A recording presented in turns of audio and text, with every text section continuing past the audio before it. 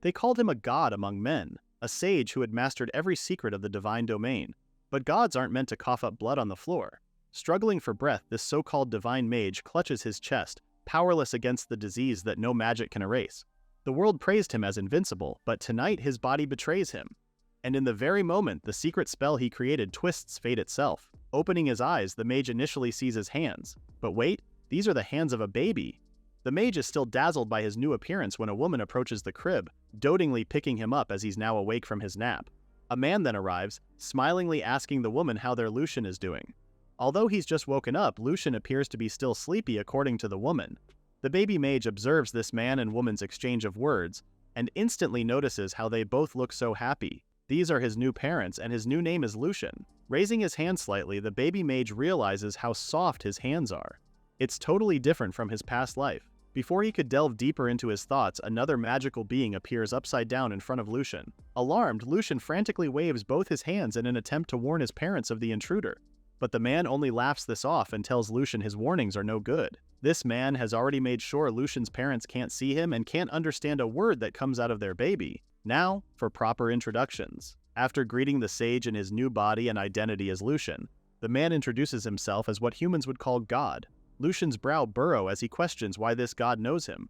The playful god winks at him, divulging he knows everything there is to know about the sage, his regrets, his wishes. God was watching everything unravel in the sage's past life. God was there when the sage was drawing his last few breaths. He was there to see the sage alone and dying, wishing he took on an apprentice in the first place. But still, if he had passed down his knowledge and skills, the sage knew no one would understand. That's why he spent all his time and effort on his own magical research. At that point, the sage never bothered with the criticism he got for being eccentric. The only con to this is that everything, from the first spell down to the last potion, will all vanish with him in his death. Everything he's built would be for nothing. This is why he vowed to live his next life differently. The sage promises to share his knowledge and skills far and wide, contributing to the world of magic. He'll make sure everyone can live a prosperous life through the art of magic. And if he finds someone he loves, he'll get married and have children. But if that's not possible, the sage promises to take on an apprentice this time. The sage's candle appears to have finally met its end. The sad thing about this is that the sage had no one around. To die a lonely death is something he never expected at all. The god saw it all, and as he stares at the sage's body, he strongly agrees with his desire to contribute to the world of magic. Because the god saw the progression of today's magical technology a bit slower than expected, he somehow shares the same sentiment and ambition as the sage. So to ensure that both their wishes come to fruition, the god blesses the sage, in the form of Lucian, to help him along the way. A confused Lucian watches as the god's forefinger touches his forehead. After light emanates through the god's finger, Lucian touches his forehead. He listens while the god explains how Lucian came to seek and master his craft in magic. Lucian was an eccentric and a renegade in the past. This is why he became the mage of the divine domain that even a god couldn't help but acknowledge. The god casually walks towards the door. And as he bids farewell to Lucian, who just became the emissary of the god wishes him the best of luck in his second life. Dumbfounded, Lucian stares at the door. Did that god just use the front door like a normal person? Good thing only one of Lucian's parents caught a glimpse of it opening and closing. Anyways, back to this loving family. The dad starts poking Lucian's cheek. Upon seeing Lucian without any reaction, the dad comments on how quiet their baby is and doesn't even cry at all. But he was so lively moments ago though. The dad even tries cheering Lucian up, calling his son a genius. The mom lovingly coddles Lucian. To her, it doesn't matter what Lucian is as long as he grows healthy and strong. Not long, the appraiser finally arrives and asks if Lucian is the one she'll be seeing. The mom cheerfully confirms this and lays Lucian on the bed as per the appraiser's instructions. The appraiser is now going to appraise Lucian and see his aptitude. Now that Lucian is on the bed, the mom can't help but feel excited as to what kind of aptitude her son will get. Even the dad is guessing Lucian will have the aptitude of a great mage. Be careful what you wish for. Smiling, the appraiser praises both the mom and dad for being doting parents, especially that they don't have any blood ties to nobility. Now the appraiser starts her appraisal on Lucian, who is already feeling bad for what he's doing. He can't have the appraiser see his abilities, so this baby is using concealment magic to block the appraiser's magic. The appraiser now seems confused because she can't see anything clearly. Lucian, on the other hand, tries to use appraisal magic on himself. It's great that the concealment magic is working well on hiding his abilities too. Summoning his stats, a panel appears before Lucian, who immediately clicks to see what magic he can use right now. Apparently there's a lot he can do. space, smithing, enchantment fixation, alchemy, gravity, and God's divine protection. This is to avoid all forms of misfortune. Lucian now understands what the god meant with bestowing him with the blessing. The god made it so Lucian can use all sorts of magic. What Lucian doesn't realize is that he uttered everything out loud, shocking everyone in the room. They just heard Lucian talk, but refusing to believe it. Lucian talks once again, wondering what kind of magic he can use with his body right now. Both his parents rush towards the crib, shocked with what they just heard. Could their son really be a genius? The appraiser herself had been so taken aback with hearing Lucian talk that her knees went numb. Lucian now realizes the god must have undone the magic on his parents earlier. That's why Lucian's words can finally go through. Knowing these people will be taking care of him, Lucian decides to properly greet his parents. Lucian then uses his support shadow double magic, wherein one can use when injured or have difficulty moving on your own. Your shadow will replicate your usual movements. The baby is now standing up in front of his parents. Before the adults could say anything, Lucian greets his father and mother, asking them not to be so surprised by something so trivial. Lucian then bows his head as a sign of respect, asking his parents for their kindness as they are going to raise him for some time. Both his parents are awestruck with how respectful Lucian sounds. It's like they're talking to an adult. Using gravity magic to sit down, Lucian floats up in the air, noting how convenient this magic is for him. Once again, his parents are amazed with how dignified their son looks even with the way Lucian sits down. Their son is even cute floating in midair like this. The appraiser is now in a loss for words, currently in a state of vomiting. With reincarnation magic, one can't choose your parents. But Lucian was lucky enough to get good people as parents. As the mom gently grabs Lucian towards her, the baby sage cuddles onto his mom's chest, sleeping as he does so. This is how his second life started off. 6 years later, Lucian is now 6 years old and is currently busy reading a picture book. His mom suddenly pops out to ask Lucian what he'd like for dinner. Since there's still some meat from yesterday, Lucian happily agrees to it. Within the 6 years he spent with his new family, Lucian has learned a lot about their family. For instance, their Gildor family are farmers. His father's name is Sammy and his mother is Sophia. The three of them live in a simple and quiet home. Although they aren't wealthy, Lucian has no complaints at all. He enjoys being the son of such doting parents. Well, the only thing he's having problems with is that the Gildor household doesn't own a single book. So until now, Lucian hasn't learned anything about his current location. He was able to borrow books from the old man, Mr. Forson, who lives 2 houses from theirs. However, Lucian is stuck with picture books since Mr. Forson says historical books are way too advanced for a 6-year-old to read. Upon stumbling on a page of the picture book, something catches Sophia's eye. She then points to a picture of a mountain with a missing peak. It's called Full Moon Mountain, a famous spot in the Gastiana Kingdom. According to legend, a dragon supposedly blew the peak part of the mountain away with its breath while sleeping about 500 years ago. An even fonder memory that Sophia remembers is that she and Sammy visited the tourist attraction before they got married. Sophia's happy state turns into a frantic one when she sees Lucian slamming his face on the book. The poor mom is worried Lucian might have an upset stomach. Lucian meekly tells his mom he's fine. Inside, Lucian is beyond embarrassed by what really happened to that mountain. In his past life, Lucian blew that part of the mountain away with a single sneeze. He can't possibly tell his mom about his, especially that this happened 5 centuries ago. This just means this is the same country Lucien lived in during his past life. He just couldn't recognize the name because it had changed over time. Lucian then informs Sophia he'll be going out to return the picture book to Mr. Forson. With Sophia's approval, Lucian ventures out towards the old man's house. While walking, Lucian thinks about what he just learned. This really is 500 years later. He had completely forgotten about that sneeze incident near the royal capital. Lucian doubts he can do that again in his current body. After Lucian's magical appraisal as a baby, he came down with a fever from the backlash and was bedridden. Even with great power, a young body can't handle it all at once. Lucian has been gradually training his body to adjust to his overwhelming magic power. And now that he's already 6-year-old, Lucian will be able to use some advanced spells. Lucian finally reaches Mr. Forson's house. Knocking on the door, Lucian greets the old man as he enters the house with permission. Mr. Forson then spots the book in Lucian's hand and guesses the young boy has already finished reading it. After thanking Mr. Forson for the book, Lucian hands it over to him. The old man then asks the young sage if he had enjoyed the book, to which Lucian awkwardly smiles as he replies he didn't. Mr. Forson laughs it off, thinking the book may be too hard for Lucian to understand. He then turns to the array of books neatly displayed on his shelf, asking Lucian which one would he want to borrow next. Lucian then asks if Mr. Forson had any books about magic. Laughing once more, Mr. Forson shares that he has all sorts of valuable books, but unfortunately, magic books are usually only found in noble households. This doesn't make any sense to Lucian, who lived in an era where every home had a few on their shelves. Suddenly, they are interrupted by the arrival of Anna, Mr. Forson's granddaughter. When Mr. Forson dotingly asks the girl if she wanted to play with him, Anna ignores him and heads straight to Lucian to ask if they could play. Mr. Forson is beyond dismayed with his granddaughter's reaction and is sulking in the corner with a cloud raining on him. He sadly asks Lucian to play with Anna a bit as a thanks for borrowing the book. Both Anna and Lucian then go outside to sit by a tree. Anna then asks Lucian if he's a noble, to which the boy denies. He's the eldest son of a farmer is what he tells Anna. She still doesn't let it go and asks why he was talking to Gramps about magic earlier. This is when Lucian finds another intriguing thing about this era. Anna divulges how only nobles can use magic. Lucian himself can't seem to wrap his head around that thought. He even tells Anna maybe she heard it wrong. But Anna pointedly says it again, this time in Mr. Forson's voice too. Only those born in nobility can use magic.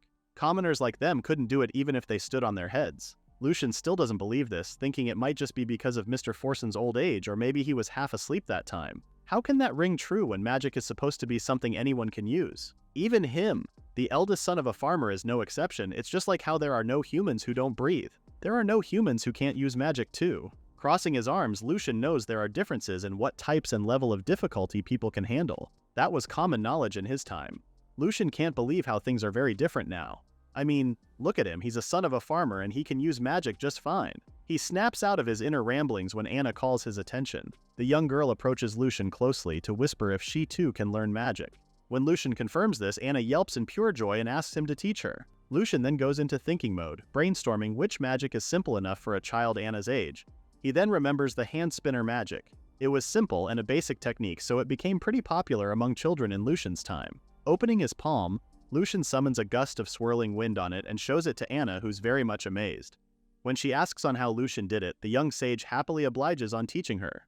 First, she must gather magic power in her hand. However, this first step proves to be difficult for Anna to do. She tries her best to summon magic power in her hand, but to no avail. A crying Anna screams in disappointment. Looking at Anna's tearful stance, Lucian calls this strange. In his time, kids could do that simple magic trick for fun. In this era, do they not teach children how to use magic? Lucian then deduces that it must be because common knowledge has changed in the last 5 centuries. It's just now that Lucian realizes that even his own parents were shocked when they saw him use magic. All of a sudden, Anna stops crying upon hearing a voice nearby.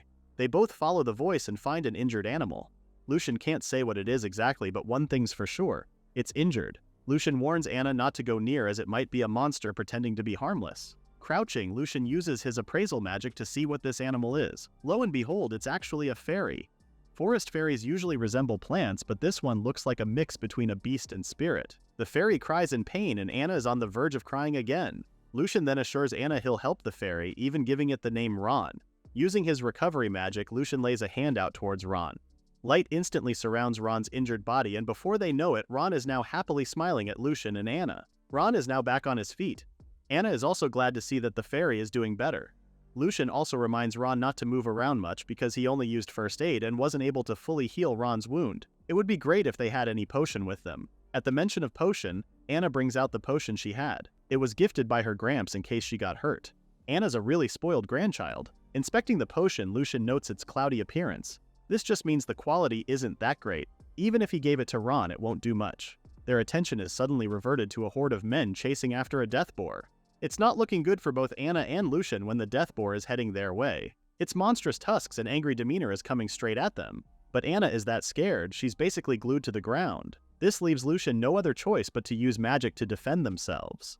Touching a small growing branch, Lucian uses material composition change and form change to turn the small plant into a humongous tree. Now that the tree has managed to block the death boar's impending attack, Lucian flicks his fingers to use Ignite, summoning a raging fire on the boar. The men watch in pure shock as the death boar has now turned into charcoal in an instant. They soon realize who Lucian is, the son of a Gildor farmer. So they're quite confused why he was able to conjure magic when he's not of nobility. A man clad in armor then rushes towards the scene. He's here in response of the request they received, but is surprised to see that the death boar has turned into a well-done roast. Upon seeing the soldier, Lucian immediately approaches him in hopes that he might know something about magic. Lucian quickly informs the soldier that he roasted the boar using Ignite, shocking the soldier. The soldier refuses to believe Lucian used magic. It's impossible since it's only accessible to nobles. No commoner can ever use magic even if they stood on their heads. The soldier sarcastically scoffs at Lucian for lying. Clenching his fists, Lucian is now 100% certain that this era is indeed strange. By the looks of it, none of these people are even thinking about using recovery magic to heal those injured or even fix fallen trees and damaged houses with elemental magic. In the 500 years since Lucian died, what exactly happened to the world? Lucian is in deep thought, thinking of all the possible answers to his question. Anna suddenly comes running towards him with Ron, thanking the young sage for saving her. With eyes glittering with excitement, Anna tells Lucian how amazing magic is. She cheerfully recalls how the wood went whoosh and the fire went fwoosh. It was so cool to a child like Anna who wants to be able to use magic like Lucian too. With Anna's proclamation, Lucian realizes this is what the god mentioned when he was a baby. The progress of the magical technology in this era is slower than expected. It has the god concerned. Patting Anna's head, Lucian promises she'll be able to do so if she puts in the hard work and the will to improve. Magic is supposed to be something anyone can use. So why can't people here manage to conjure even the basic anymore? There's a lot Lucian doesn't understand. Only nobles can use magic. Commoners can't use it. Although he is plagued with questions, Lucian refuses to accept the state of modern magic now. All those preconceptions along with this reality and these fixed ideas will all be overturned by Lucian. With his strong will, Lucian vows to create a world where everyone can learn magic, so that all people can live better lives. Recalling his past, Lucian used to scribble in the air all thanks to magic. People would comment on it being a usual thing the sage does every day. Lucian's always enthusiastic that he always scribbles all those magic symbols everywhere he went. So that's exactly what he does today. Gathering magic at his fingertips and writing directly into the air, Lucian begins his magical note-taking. In his past life, this is also what everyone did instead of jotting notes on paper. They didn't need paper or a pen before, just wrote everything in the air and folded it down small to carry with them. It's a super useful technique. Before. As young Lucien finishes scribbling, he turns to Anna, his current student, who reveals she can't see anything there but a wall. This stones Lucian in place, stopping his enthusiastic writing. So Lucian tries his mom, scribbling in the air, and asks if she could see it. But Sophia only smiles at her son, asking if Lucian is doing a new kind of dance. Lucian still isn't convinced and goes to his dad. Unfortunately, Sammy can't see the magical writing as well, and even asks if Lucian wrote "I love you, Dad" in the air. In despair, Lucian stops writing all at once. He is extremely baffled by the fact that no one can see the magic symbols except for him. After the death boar incident the other day, Lucian already confirmed the magic technology of this era hasn't advanced at all. It's actually regressed. Later that night, Lucian can't sleep thinking of this dilemma he's facing. It's bad enough these people believe only nobles can use magic. Even if he tries teaching them his techniques, they still wouldn't understand. So Lucian does an all-nighter coming up with a plan. First, he'll spread the fundamental knowledge of magic in a way anyone can understand, even his parents and Anna, who has zero knowledge on magic. Lucian spends the whole night writing, in the air, this Introduction to Magical Technology guide. Kinda like a magical guide for dummies 101, but all this scribbling faces another problem. How is Lucian supposed to make them read his guide if they can't even see it? Left with no choice, Lucian approaches his dad the next day. For moral support, Anna even comes with him. Without hesitation, Lucian asks his dad for something he wants. Sammy is astonished and deeply moved that his son has just asked for something.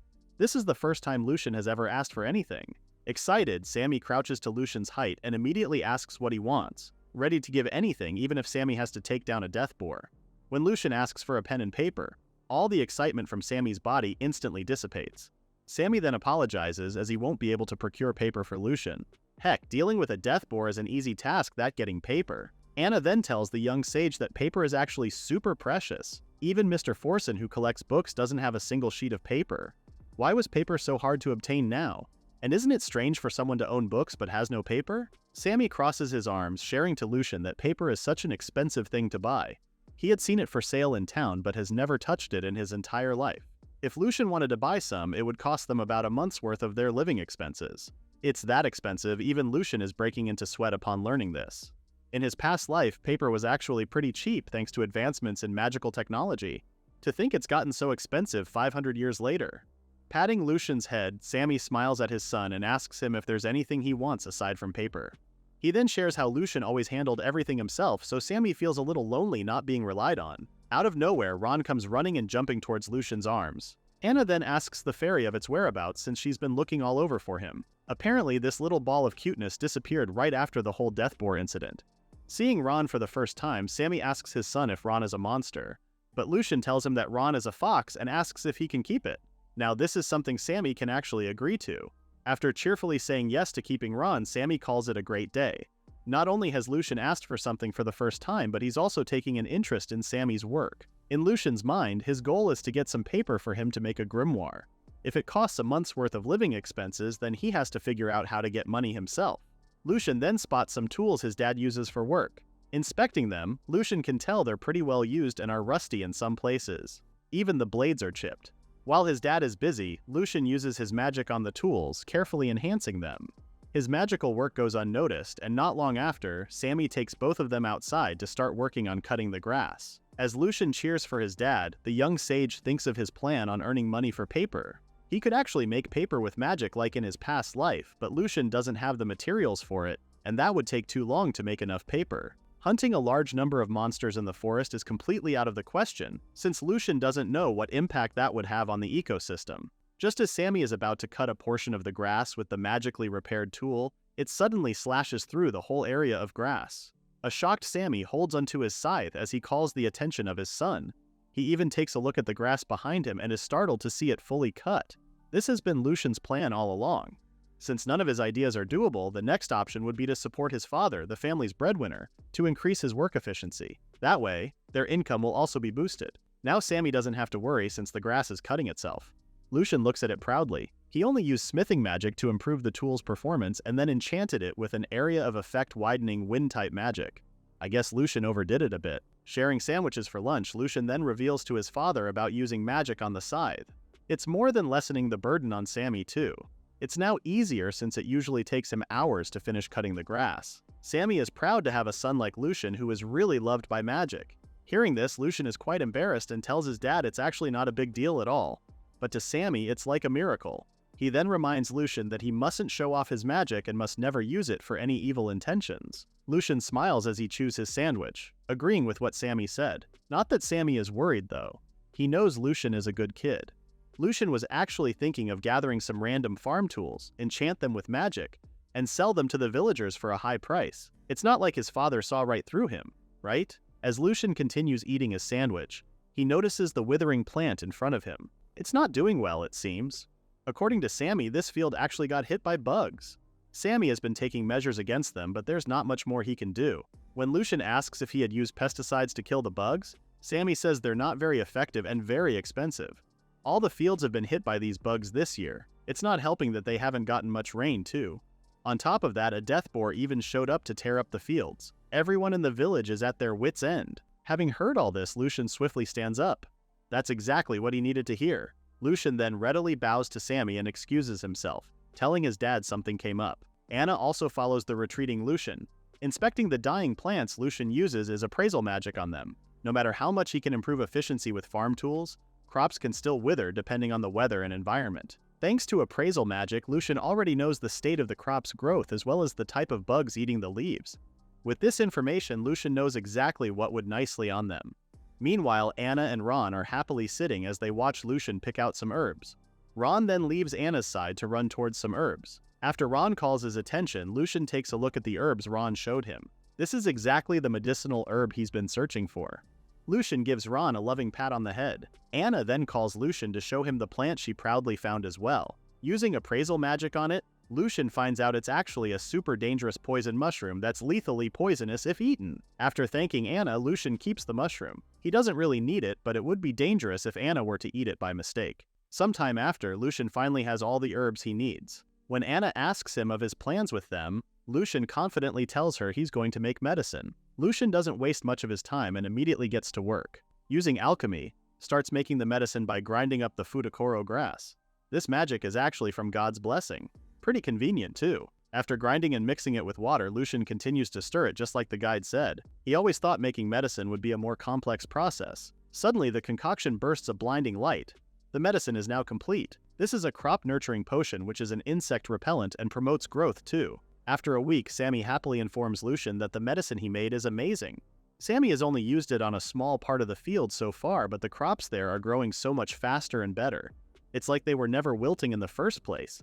Lucian is happy to hear that it's working and can't wait for the plans to bear good fruit. Suddenly, a swarm of farmers arrive to ask Lucian if A could share some of the medicine with them too. They all saw Sammy's field and want their crops to be rid of pests as well. Staring at them, Lucian realizes how his life is different now. In his past life, he has only pursued magical techniques and wasn't the type to go out of his way to make something for others. But seeing all the people's happy faces enjoying something he made feels pretty great. Of course, the young sage shared his medicine with everyone. A while after, Lucian tries on the sling bag his dad gave him.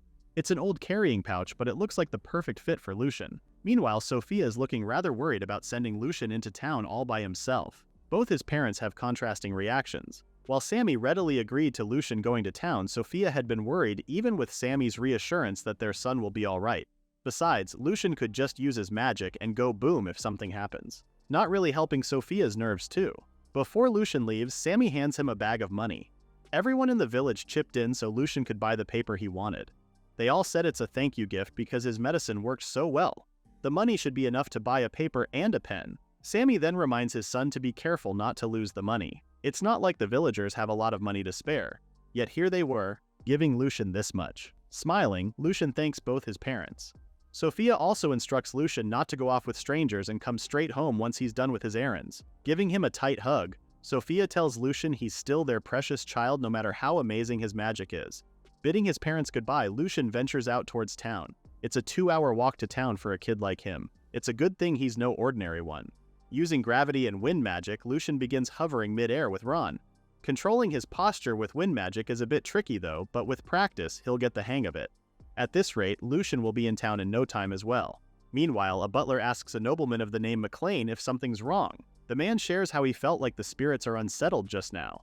Dismissing this feeling, McLean tells his butler they'll be going to town now. Could this disturbance have something to do with Lucian? An even more posing question, is this McLean dude a friend or a foe? Not long after, Lucian lands on his feet and is glad to have arrived faster than originally expected. Both Lucian and Ron have finally arrived in the lively town of Dark. Lucian gets himself busy with all the errands he has to run. First, he needs to buy the flowers Anna wanted, then his dad asked him to get something too. Lucian also goes to get Mr. Forson some kelp. Now that all the shopping's out of the way, the only thing left on Lucian's list is paper, a pen, and some ink. Although Lucian knows a general store would have the things he needs to buy, finding one in a sea of people is going to be a pain. So, Lucian decides to find someone to ask. Suddenly, Ron spots something and flies towards that direction. With Lucian following him, Ron stops in front of a bearded old man who thinks Ron is asking for food. Lucian immediately apologizes for Ron's behavior, but the old man doesn't mind petting Ron at all. He also thinks the fairy is a friendly pet dog too. Looking at the old man, Lucian feels like he's a nice person and wonders if it's okay to ask him about the materials he needs to buy. Telling the old man it's his first time in this town, Lucian asks if the old man knows a place where he can buy paper, a pen, and ink. The old man smiles at the young sage, calling this a lucky happenstance. This old man actually owns the only shop in Dark that sells paper. He then takes Lucian inside his shop and rummages for the materials the young sage needs. The old man then shows Lucian the pen and ink he has in store. Crossing his arms, the store owner asks Lucian if he has the money for the paper he needs. Altogether, it's gonna cost Lucian a hefty 120,000 rin. Putting the bag of money on the table, Lucian tells the old man the money he has should be enough for the paper. After counting the money, the old man confirms it's exactly 120,000 rin. The old man also apologizes to Lucian for doubting him. It's not because he sees Lucian as a kid or something. Many have tried to haggle or pay later. Paper is expensive in this era, so it's only natural for the shop owner to be cautious. The shop owner then hands Lucian 30 sheets of paper, which is all the stock he has of it. The shop doesn't really keep a lot of them on hand in case it gets stolen. The moment Lucian has his hands on the paper, the young sage gleams in happiness. Even Ron is excited. Lucian is still a bit confused as to why the people treat paper like it's a jewel. The young sage still doesn't know why paper is so valuable in this era. What exactly happened in those centuries he was gone?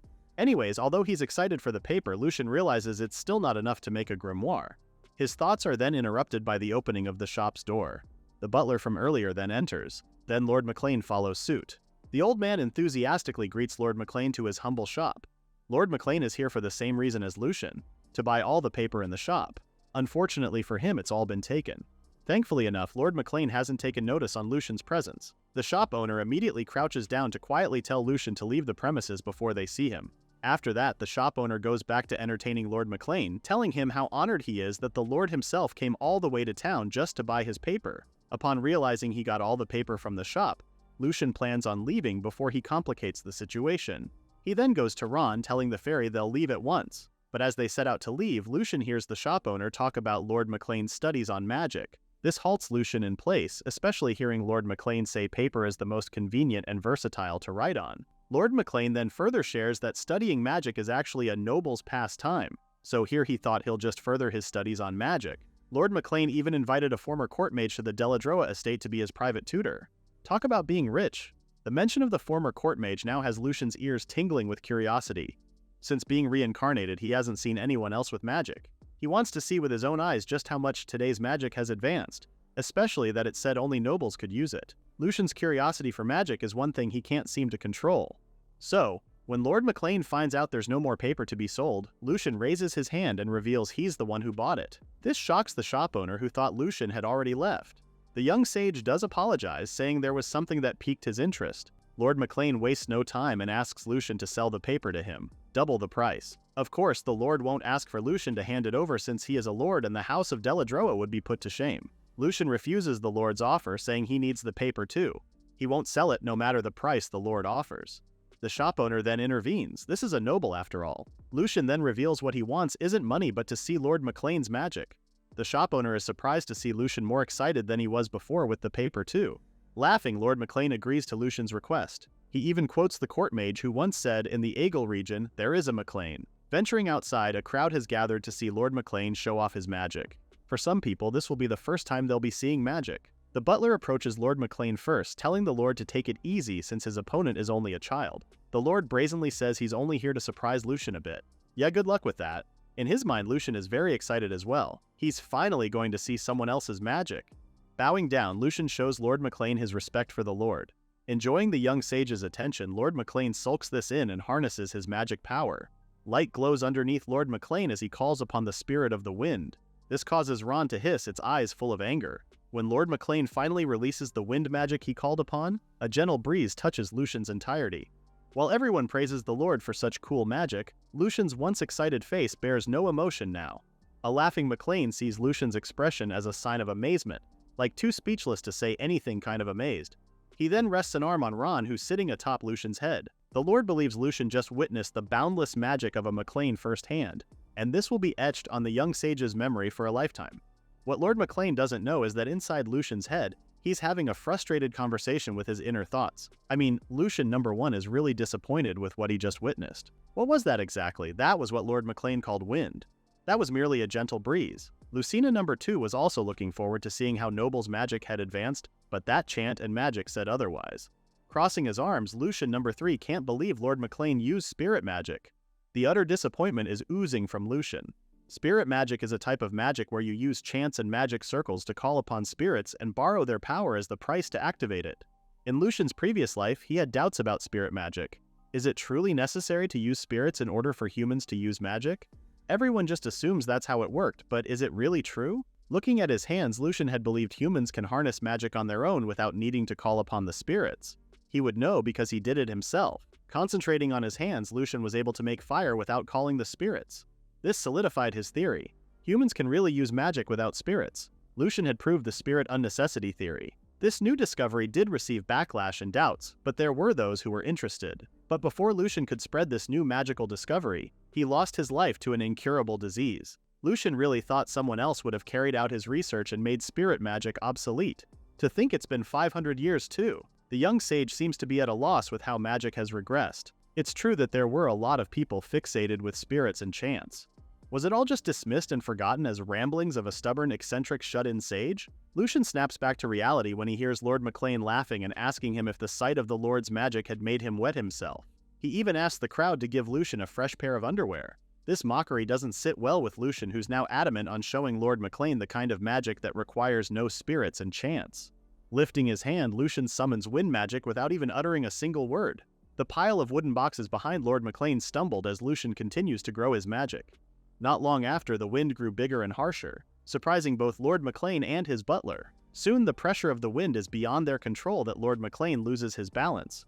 Lucian then slowly makes a fist out of his hand so the wind could slowly die down. That was the first step of wind pressure magic. Wind? Lord McLean is utterly in disbelief with what he just saw and heard. Wind magic that powerful? There's no way it could be that powerful without calling upon the spirits. Because of the wind Lucian conjured, he didn't see Ron being swept away by the pressure as well. The poor fairy is profoundly terrified being in the air. Good thing Lucian is able to catch him on time. Lord McLean is still shocked from the events earlier. And as he watches Lucian coddle Ron, the Lord now questions who this young boy really is. So the Lord decides to take Lucian back to his estate. While in the carriage, both Lucian and Lord McLean talk about magic. With crossed arms, Lord McLean shares that the only magic he knows of is activated by calling upon the spirits in exchange for magical power. For someone like him who studies magic, this is common knowledge. When Lord McLean tells the young sage that his magic is completely different from he's studying, Lucian only confirms the Lord is definitely right. In Lucian's mind, he apologizes to his mom for going home late. He promised he'd go straight home after his errands after all. Guess that's not going according to plan since Lord McLean basically took him earlier, interested with the magic Lucian had shown. Lucian already knows Lord McLean had studied magic as a noble's pastime. But it's only now that the young sage realizes it's just now that Lord McLean decided to further his studies and relearn magic from scratch. Lucian can't really judge the Lord for his ambition and drive. He can't dismiss the Lord's effort and desire in learning magic as well. The butler then calls Lucian's attention, apologizing on behalf of Lord McLean's rudeness earlier. Teary-eyed, the butler shares how Lord McLean is a truly wonderful master but often gets excited like a child the moment magic is involved.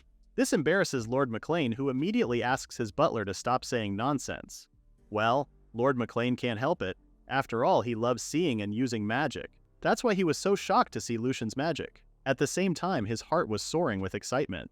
To think there's a kind of magic one can use without calling the spirits or chanting spells? Lord McLean's face gleams as he expresses how much he wants to use this type of magic too. Looking at the Lord, Lucian can really tell he loves magic so much.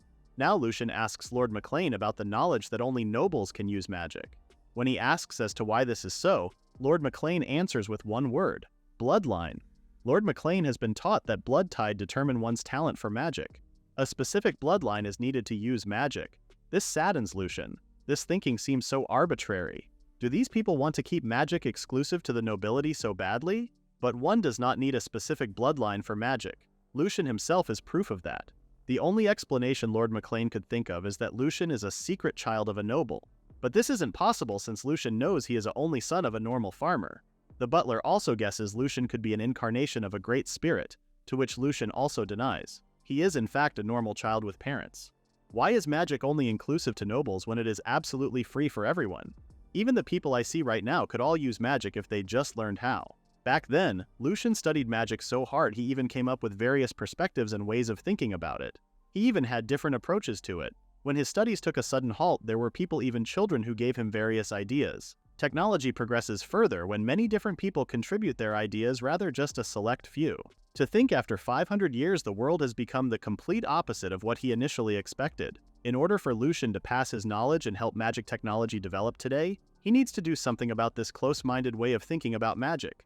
Everyone should know that anyone can use magic if they just learn it. They finally arrive at Lord McLean's estate. The butler immediately goes to fetch the Lord's teacher while Lord McLean asks Lucian to tell the same story he did earlier.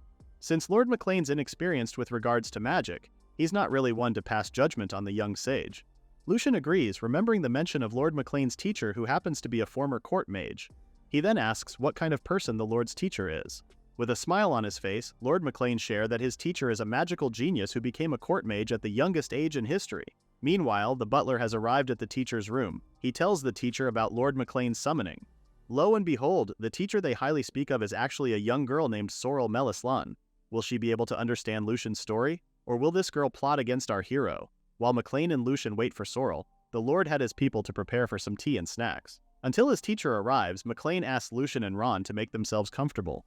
Both Lucian and Ron look at the sweets with twinkling eyes. What else do they expect from a noble? It's probably the first time Lucian has seen such fancy sweets in the 6 years he's been reincarnated. Upon seeing Lucian's reaction, McLean explains how he has a really sweet tooth, so there's plenty of the pastries every tea time. With McLean's go signal, Lucian and Ron take one to eat and are instantly hit by the amazingly delicious flavor. Ron is way too excited about the pastries that he dives into a full frenzied pastry-eating machine. A worried Lucian stares at Ron the whole time. Is it okay for a fairy like Ron to eat something like this at all? Lucian's attention is then diverted by a knock on the door. The butler has returned with Sorrel. Entering the room, Lucian looks at Sorrel, the girl said to be the youngest former court mage in history. Sorrel's whole demeanor screams friendly and girly all the way. She introduces herself to McLean and immediately asks the Lord about his questions about magic. McLean politely asks for Sorrel's opinion on the matter regarding Lucian, something McLean can't pass judgment on his own. Since Sorrel's been studying and using magic for a long time, plus she's a former court mage, it should be up her alley. Staring at the two, Lucian believes this girl is about 14 or 15, younger than he expected her to be. But the part he's more curious about is that she's a former court mage. This means she should know more about magic than McLean, right? There are a lot of questions swirling in Lucian's mind, especially about modern magic. Lucian can't really hear McLean and Sorrel's conversation. Judging by the looks of it, McLean is in the middle of explaining Lucian's existence to her. And now, Sorrel glimpses at Lucian with disdain before turning to McLean to tell the Lord not to believe such nonsense. Crossing her arms, Sorrel points out that magic cannot be activated without spirits. What McLean could have seen must be some kind of magic trick or fake. Hearing this has Lucian's brows furrow. What did this girl just say? McLean is a bit confused. A child wouldn't go out of his way just to do that to him, right? Sorrel's still convinced this is some kind of joke likely to curry favor with McLean since he's so fond of magic. Using a child like Lucian is the perfect way to lower McLean's guard, a common tactic among swindlers. Now McLean is in thinking mode. And while he's at that, Sorrel goes off to Lucian to scold the boy for his joke. She, yet again, points out how it's common knowledge that magic requires spirits. Sorrel is no fool when it comes to this and calls Lucian a little brat. Lucian quietly takes it all in, staring at the sarcastic Sorrel who's now seated across him. She praises the young sage for having the confidence in pulling such a scheme on McLean. According to her, she understands why a non-noble child like Lucian would admire magic. Grabbing a cookie, Sorrel tells Lucian to apologize properly and she'll consider showing him some real magic. Lucian still takes this all in and watches Sorrel take a big bite of the cookie, only to be dismayed with how hard it is. Not just dry or overbaked kind of hard, it's literally as hard as a rock. Now Lucian is in the mood to speak and tells Sorrel that a former court mage like her isn't anything special. Grabbing a cookie, Lucian smilingly points out how Sorrel was naive enough to eat a cookie without seeing through a hardening spell. Sorrel then inspects the cookie up close, a bit confused with what Lucian had said. This makes a perfect opportunity for Lucian to joke about Sorrel not knowing a hardening spell, something that's supposed to be a basic earth element spell. That actually got to Sorrel a bit, since she does know at least that much. But she never thought a hardening spell could make a cookie this hard. Still, after showing Sorrel his magic, the girl refuses to believe Lucian and calls this another one of his tricks. She pointedly accuses Lucian of swapping her cookie with another one made of stone. Sorrel gets some tea, scolding Lucian to stop with his ridiculous pranks. As soon as Sorrel has the teacup close to her mouth, it suddenly erupts in the air because of Lucian's ignite spell. Looking at her teacup, Sorrel is surprised to see it empty. The tea has completely evaporated. Before she could say anything else, Sorrel suddenly floats up in the air. She struggles to keep her skirt down while yelling for Lucian to explain what's happening. The young sage casually tells her it's just gravity magic. Because Sorrel has called his spells mere magic tricks, he figured this should be proof enough that his magic is legit. In distress, Sorrel now admits that making someone float is impossible to be a joke and that she believes Lucian now. She then pleads to be put down at once. Now in the comforts of a chair, Sorrel divulges she was too surprised to notice with the cookie and tea, but she certainly did feel the flow of magical power controlling gravy. It still doesn't make sense to Sorrel how Lucian's magic doesn't use incantations to call upon spirits or use magic circles. It's more believable if Lucian were to say it's all some kind of trick apparently. Lucian uses the gravity spell once more, causing Ron and some cookies to float. If Sorrel still doesn't believe him, Lucian is more than happy to make her float again. Maybe this time he could make her spin. Sorrel quickly negates this, saying what happened was more than enough for her to believe it's not a magic trick or a scam. When Lucian asks for her apology, Sorrel immediately tells him she's sorry. Then she thinks about the seriousness of the situation. Magic that doesn't require spirits exist? Sorrel has never heard of such a thing, not even at the Magic Academy. The Magic Academy is a school specializing in magic with branches in each region of the Gastiana Kingdom. There are 5 in total, and it seems everyone attends one. McLean himself will go there someday too. Now Lucian knows where the root of all evil is. This so-called academies are where lies about sprit magic is being spread. Lucian then expresses he wants to attend the academy as well. Both McLean and Sorrel look at each other. One of them then asks Lucian if he was really born and is raised in an ordinary village.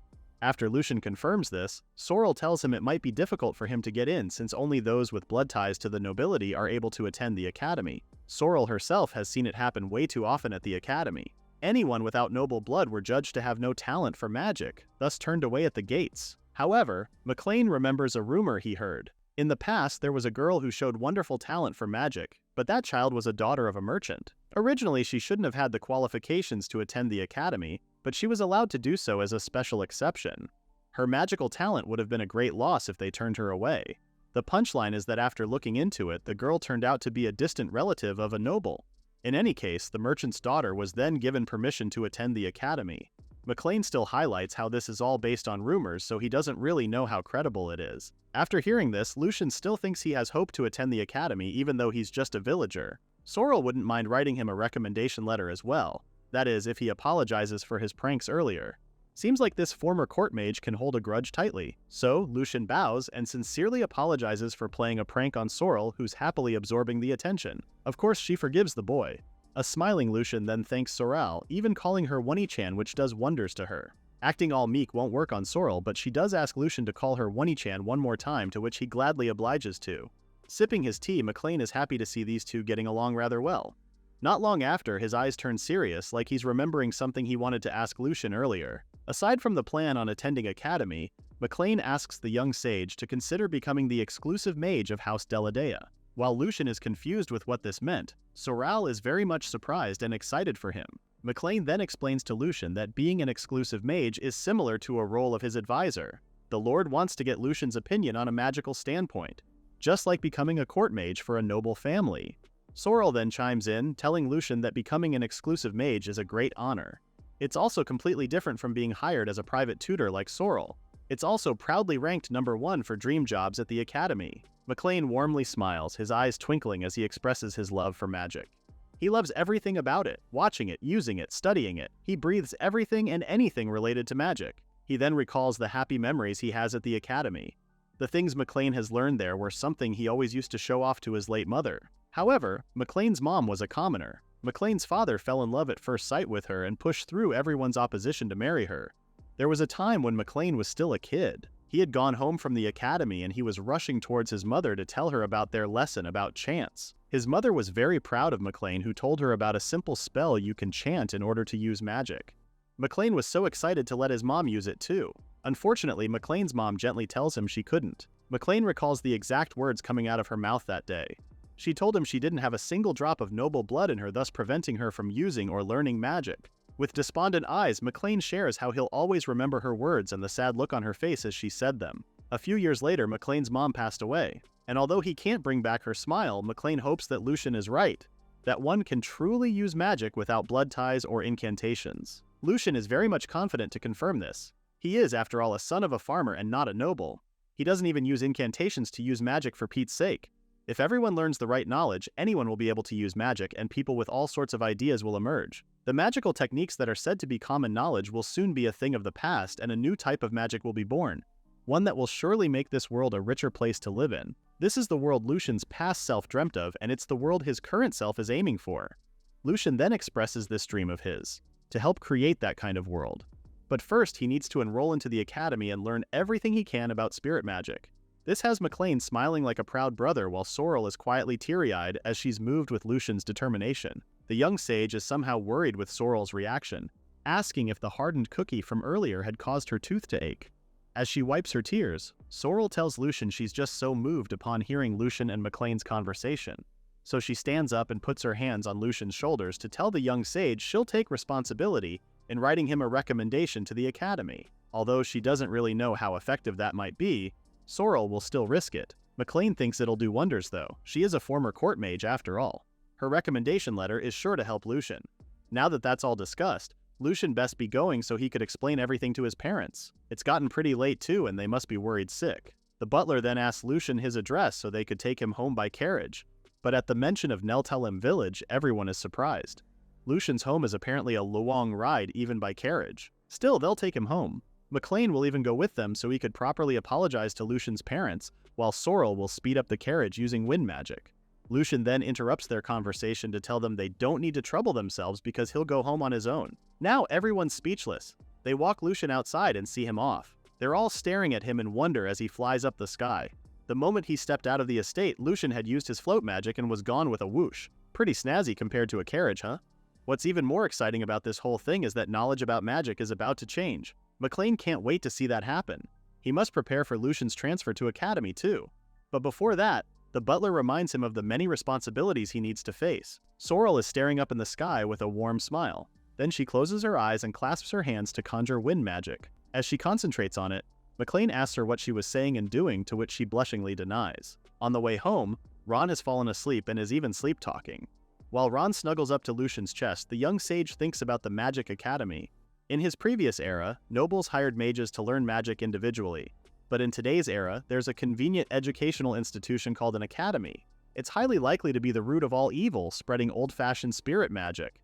In Lucian's mind, they're pure evil. Thinking about it, if Lucian can really enter the academy, he'll first have to take a good look at the classes they teach. Still, Lucian's very much curious with what kind of place an academy is. After all, it's been 500 years into the future. Meanwhile, at the academy, a short-haired girl is seated on a bench while writing something on her notebook. Suddenly, a boy approached her to tell her they need to head home now. Will these people become friends with Lucian soon? A few days after they've returned from McLean's estate, Lucian notices Ron's current physical appearance. The fairy seems to have gotten bigger or something. Lucian initially thought it was just Ron's fur getting fluffier, but he's been feeling heavy on his shoulder lately.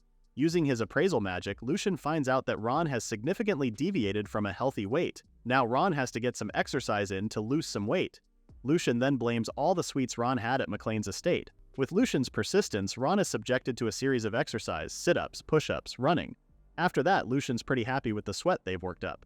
But now, Ron seems to be a lot bigger than before they exercised, and heavier too. Using appraisal magic once more, Lucian finds out Ron's fats have turned into muscle. So everything now is just pure muscle. If it's muscle, Lucian believes it to be okay compared to being fat. Once they stopped exercising, Ron gradually returned to his original form. Oh, what an adventure it has been. Of course, we can't wait for the next one. The day of going to the academy has finally arrived, but, it's not going as planned. Right now, Lucian is surrounded by 3 teenage girls who are smitten by his cuteness. They're all giving Lucian a lot of attention. Something that's never happened in his past life. Thinking Lucian might be a lost child, the girls ask him where he came from and for his parents' names. Lucian then speaks up, telling them he's not a lost child, and introduces himself as Lucian Gildalba, and he's here to transfer in at the Eagle Royal Magic Academy. Let's go back to a few days ago, shall we? After returning home from McLean's mansion, Lucian told his parents everything. He told them he wanted to go to the academy and learn more about magic, and that even if he couldn't get in, McLean has offered to hire him as the Lord's personal mage. He then showed his parents the handwritten letter McLean had addressed to them as proof. Although they were very surprised, the sight and feel of the paper letter was even more surprising to them. It's totally different from the wooden slates they've always used. Telling them about the letter's contents, Lucian reveals to his parents that McLean will provide his support for his tuition and fees. He really wants to go to the academy. Sammy is very proud of how amazing his son is and gives his sign of approval, but Sophia expresses her concerns about it. She doesn't really like the idea of her 6-year-old son going to a big academy. She also worries that Lucian will get bullied by the students there. It's a place only for nobles, and Lucian isn't one. Lucian calls his mom to try and explain it to her, but Sophia beats him to it. Although she's against it, she can't really do anything about it because her son has already made up his mind. Sophia knows her son all too well. Once Lucian has set his mind on something, he's not one to give up easily. He is their child after all. Sammy then approaches his wife, warmly smiling at Sophia as he tells her they'll support and believe in Lucian's dream. A few days later, the whole family was invited to McLean's mansion, where they received a detailed explanation about transferring into the academy. It's also Sammy and Sophia's first time riding a carriage, so they're a bit dizzy with the trip. During their talk, McLean explains to them that Lucian's magical talent is immensely great. The history of magic might just change with his birth. That's how important Lucian is right now. McLean then goes on to tell them that the Magic Academy only accepts those related to nobility, and the tuition is set at a price to match. However, the House of Delalore will give their support on it. Sammy then asks McLean if he could give them some time to think about the financial support the Lord has offered. In Lucian's mind, he doesn't know why his dad would say that when it's completely impossible to pay the tuition with a farmer's income. Both Sammy and Sophia then bow down to McLean, asking the Lord to take care of their only son. Then, McLean was supposed to accompany Lucian to handle the transfer process, but something came up. McLean had to apologize incessantly, and asked Lucian to go to the academy on his own. And that's why he's here on his own, facing these 3 teenagers. Lucian then thinks about his family. They saw him off warmly. He's basically carrying their hopes on his shoulders. He can't just get kicked out for being a lost child. Before the girls could find one of the guards, Lucian raises his hand and summons water using his magic. The girls look up in the sky, astounded by the magic spell. With this, Lucian thinks the girls should be able to understand that he's not a lost child at all. Maybe they'll finally see that he's here to learn magic like them. The girls are pretty amazed with Lucian's magic. He did use water without any water nearby, and was able to cast it just by saying the spell's name. Although the girls are amazed, they can't really hide the fact that they got soaked with the water. This has Lucian thinking, It was never his intention to leave these girls soaking wet, so without further notice, he lifts his hand again to summon wind. In an instant, the girls are completely dry. To think Lucian can use his two elements at once. Now the girls think this young boy could be some kind of prodigy, to which Lucian calls an exaggeration. But the girls believe he is, since he just used magic from two different elements. That's a pretty big deal because not everyone can do that. Normally, people can only use one element. Hearing this, Lucian's ears begin to tingle with anger. Who ingrained such falsehood into everyone? There might be affinities and weaknesses, but there's no way there's a limit to the elements one can use. Now Lucian overthinks everything. He can't just leave this magic academy to its own devices. He needs to enroll quickly and see what else this institution is teaching. The short-haired girl then reminds Lucian not to suddenly use magic on other people. She already understands Lucian's here to study magic, but it's kinda inappropriate to bombard someone with water. Seeing that it does make sense, Lucian bows down to apologize, to which the girls call him a good boy for doing so. Later on, the short-haired girl volunteers to take Lucian to the teacher's office and also introduces herself as Irina. The other two girls had other things to do, so they left Irina with Lucian. Because the walk to the teacher's office is a bit of a walk, Irina hands Lucian some apple juice. She also has orange juice too, just in case Lucian gets thirsty on the way there. The young sage tries turning it down, but he eventually takes the apple juice. Lucian says he doesn't have a choice since his tongue has a child's palate. After a few sips, Lucian actually likes the moderate sweetness and faint acidity this apple juice offers. The two soon arrives at Teacher Gertz's office. Irina excitingly shares to him about bringing the amazing boy who wants to transfer in.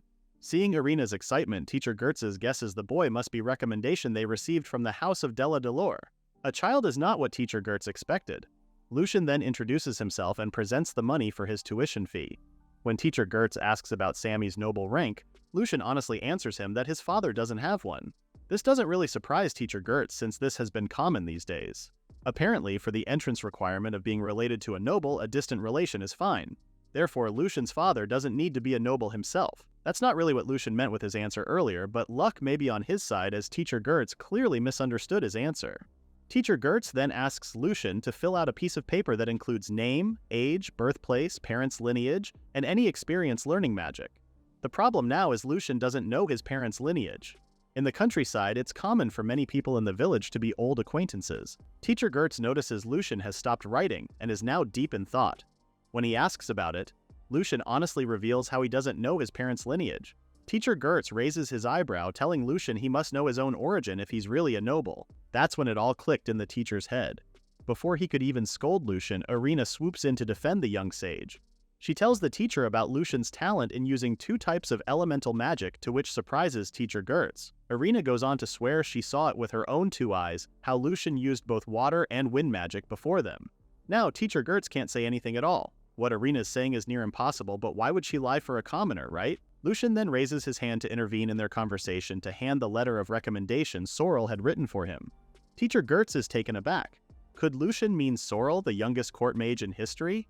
Judging by Gertz's reaction, Lucian could really tell the Sorrel's recommendation letter is top-notch. However, Sorrel has already quit her position as a court mage. Gertz doesn't seem to know this and that Sorrel has been hired as a private tutor by McLean now. Upon reading the letter, Gertz authenticates Sorrel's letter as legit. Since Gertz is in charge of the examination for transferees and knee admissions, he tells Lucian about a little test he needs to do at the training grounds. Once at the training grounds, Gertz then calls upon the spirits so he can make a magic barrier surrounding the field. He praises Lucian for spotting the barrier by just looking. Then he explains that the academy has the same kind of magic around it. It's an excellent piece of work that one can't enter or exit without special keycard. Speaking of which, Gertz is confused as to how Lucian was able to get inside the academy without the special keycard. Was it Irina that opened the door for the boy?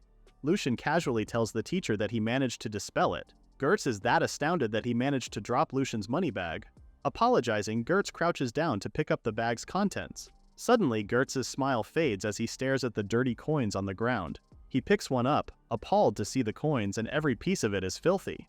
Bowing down, Lucian apologizes for it and explains this is the money everyone at his village chipped in for his tuition fee. 2 weeks ago, after Sammy and Sophia visited McLean's mansion, Lucian was cleaning up one of the tools when his dad called him over.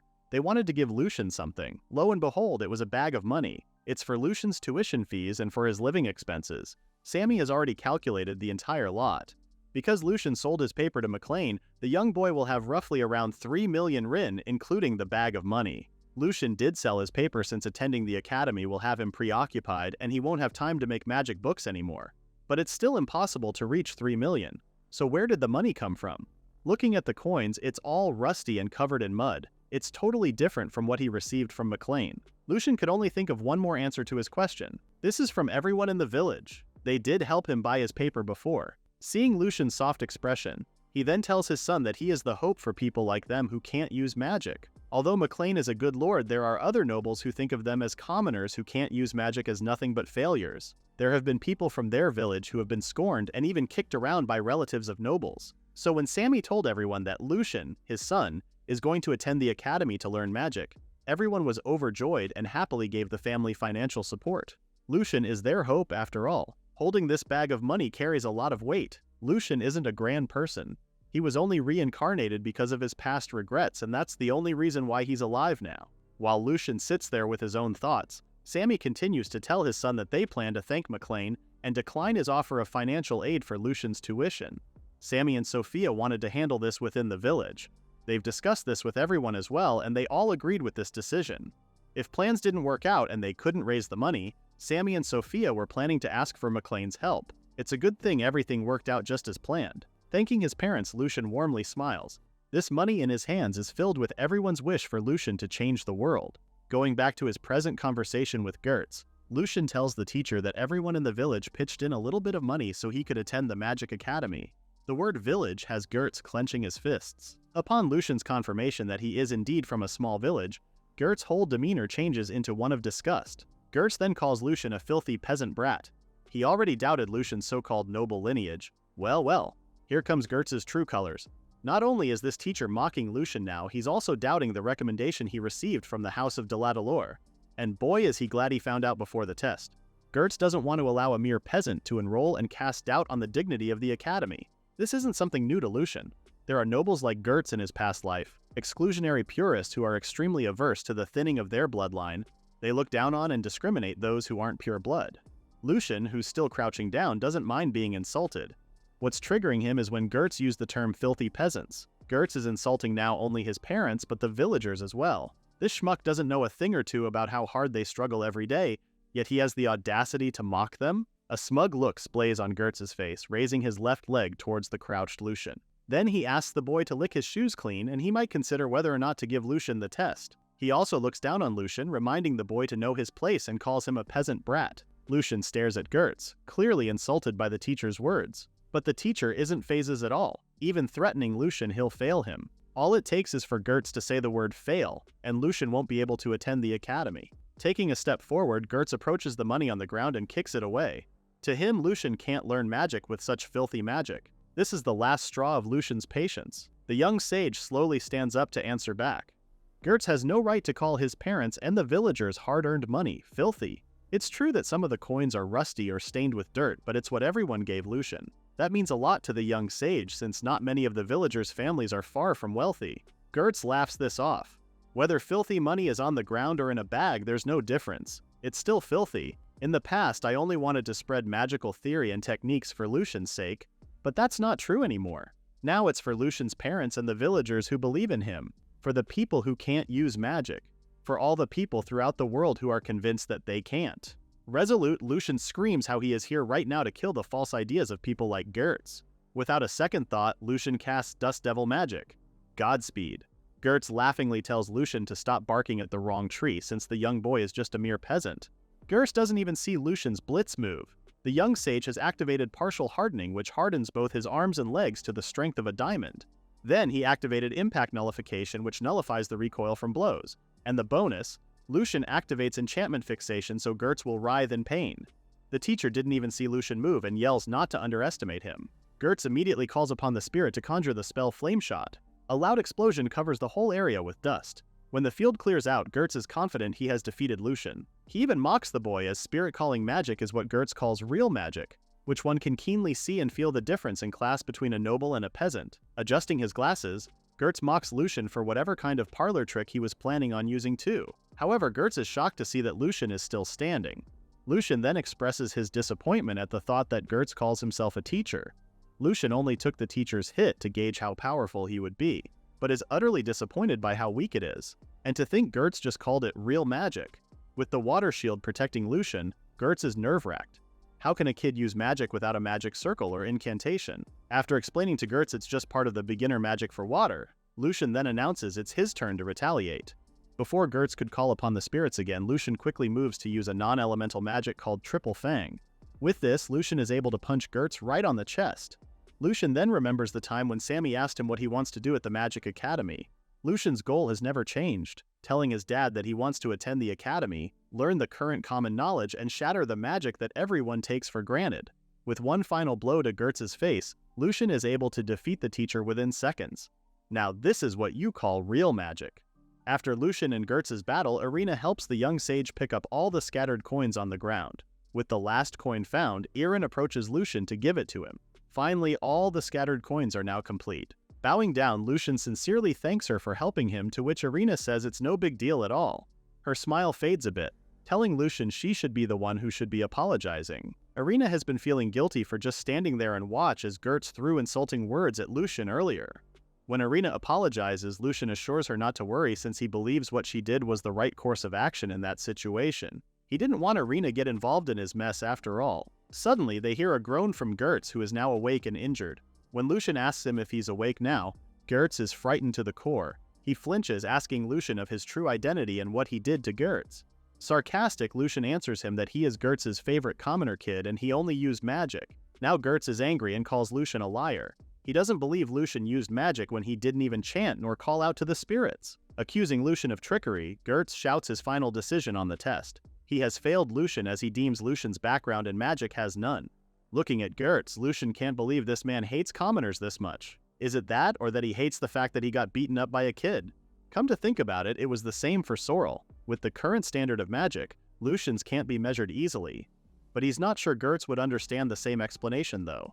Irina then intervenes to defend Lucian. Just because the young boy didn't call out spirits doesn't mean Lucian has no background in magic. That's just unfair.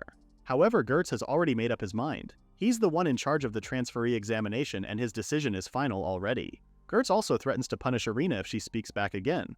Wow, what a sour loser this man is. Suddenly they hear an old man's voice demanding they stop their argument. It's none other than Headmaster Khan.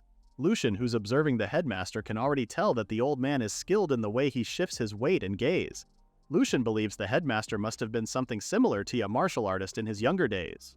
Both Gertz and Irina are now standing formally in front of Headmaster Khan. When asked why he was there, the old man says he had heard of the recommendation from the house of Count de la Delore and wanted to see how strong this person is. The headmaster lets out a chuckle as he shares he watched the match earlier.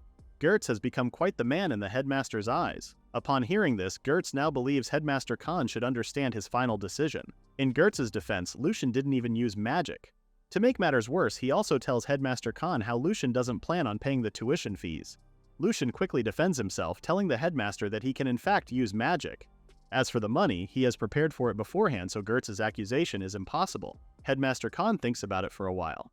Is it not magic just because there wasn't spirit calling? Chuckling once more, Headmaster Khan doesn't really see anything wrong with the magic Lucian used.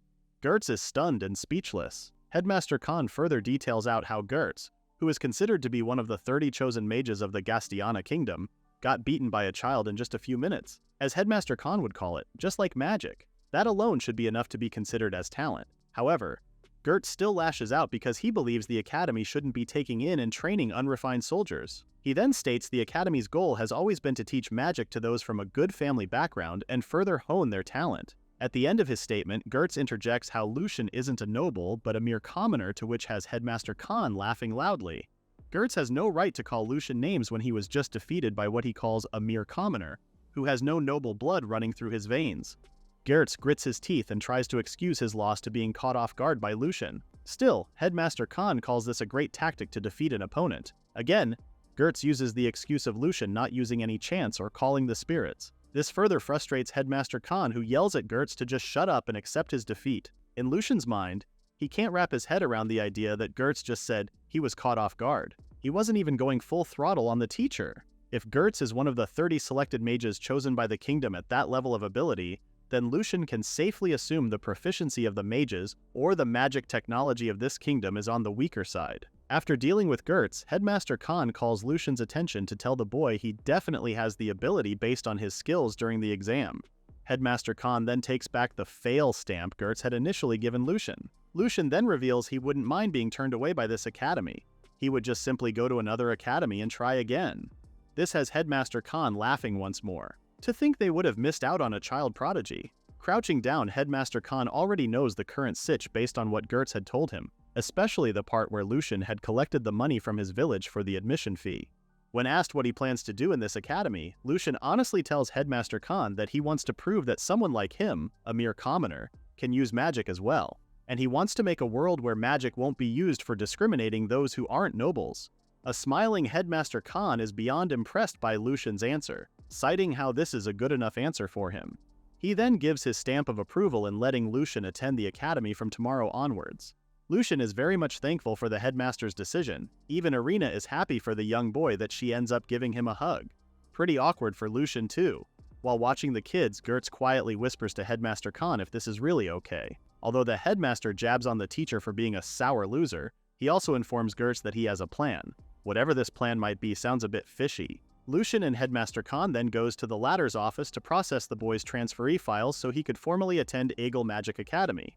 There, Headmaster Khan has accepted Lucian's recommendation letter and tuition fees. With this, Lucian is officially a student of Eagle Magic Academy from tomorrow onwards. Hooray! Headmaster Khan also discusses about certain classes. The academy usually ranks students by order and put them in classes 1 to 3. Since it's hard to recognize and gauge Lucian's magic, the headmaster has decided to place Lucian in Year 1 Class 3. As Lucian receives an envelope with the academy's official seal, he realizes that although the headmaster has acknowledged his transfer and talent, the academy still refuses to recognize his magical ability. Anyways, the envelope is a key that unlocks some of the magic barriers that are placed all over the academy. It also contains Lucian's school ID, so Headmaster Khan reminds Lucian not to lose it. Lucian's eyes begin twinkling with amazement. He is currently holding a product made with the magic technology of this era. What mechanism does this have so it could unlock magical barriers? Lucian just wants to go home and dissect it and see how it's made. Now that Headmaster Khan is done explaining the important stuff before Lucian's transfer, all there's left to do is pick up the uniforms on the first floor. I don't think Lucian's interested on that too. He's still very much invested on the envelope he just received. Wanting to look inside, Lucian uses appraisal magic. This is also the first time Lucian will look into this era's magic circle and is curious if they use spirit magic as well. However, Lucian's smile fades and confusion floods his mind. He never really noticed it earlier when he was looking at it afar, but the envelope uses magic slightly different from the spirit magic that was used 500 years ago. He delves deeper into it and can't really point a finger to it. It really is different from what Lucian knows as spirit magic, and this one in his hand seems to be calling out to something else. All of a sudden, Lucian snaps back to reality when he hears the bell ring. What's even more confusing is that Lucian doesn't remember coming out of the academy at all. Although that was rather suspicious, Lucian blames this on his bad habit of being too absorbed in anything related to magic. He does this so often that he also forgets everything else in his surroundings. He does have a faint memory of departing with the headmaster and Gertz though. Looking at the envelope again, Lucian can't seem to extract any more information from the keycard's magic circle. Still, the question lingers. Are the spirits from this era different from those Lucian knows? There isn't really anything that could answer his question here, so Lucian decides to go home, especially with Ron waiting for him. Lucian soon arrives at the inn he's staying at, and is instantly greeted by a teary-eyed Ron. Lucian goes on to cuddle his fairy friend who obviously missed the young sage. Thompson Garrick also comes to greet Lucian hello. He runs the inn in the town of Danpel, where Eagle Academy is also located. Thompson immediately asks Lucian about the results, to which the young boy reveals his passing marks. Chuckling happily, Thompson is happy to hear Lucian's results. He also reveals how McLean has been worried sick about Lucian, even mumbling about Lucian being a once-in-a-lifetime genius who'll change magic. After patting Lucian's head, Thompson leads the young boy towards his new room. Apparently, Thompson and McLean are old acquaintances, so Lucian was allowed to live at the inn while he attended the academy that McLean had suggested. Both Thompson and Lucian climb up the wooden ladder that leads to the young boy's room. After opening the window, Thompson apologizes to Lucian for giving him this small room. This is usually a room Thompson uses for storage. Lucian doesn't mind at all and thanks Thompson for it. Even it's just an attic, to be given the privilege to sleep here is more than enough for Lucian. This is also Lucian's first time to have a room to himself since he got reincarnated. Plopping himself on the bed, Lucian happily thinks about his past. Before, having a personal room was pretty normal, but now, it's been impossible to have one in the Gildorf household. Lucian finally feels the tiredness from today's errands and begins dozing off. While he takes his nap, Ron smilingly watches over him. Soon enough, Lucian is in his abysmal consciousness, floating as he wonders where he is right now. Suddenly, Ron appears in front of him and conveys that he wants to tell the boy something. Tears begin to fall off Ron's cute eyes as he expresses how lonely he felt while Lucian was at school. He then makes Lucian vow to never leave Ron ever again. Lucian has no other choice but to promise his fairy friend. The next morning, Lucian puts on his new uniform. In Eagle Magic Academy, there's the ready-made uniforms and an order-made product from a specific store. Of course, Lucian decided to get the ready-made one. He can't really remember it, but he apparently went to pick it up after his talk with the headmaster. Lucian soon arrived at school with Ron and is immediately greeted by a cheery Irina. She takes notice on Ron latched on Lucian's shoulder.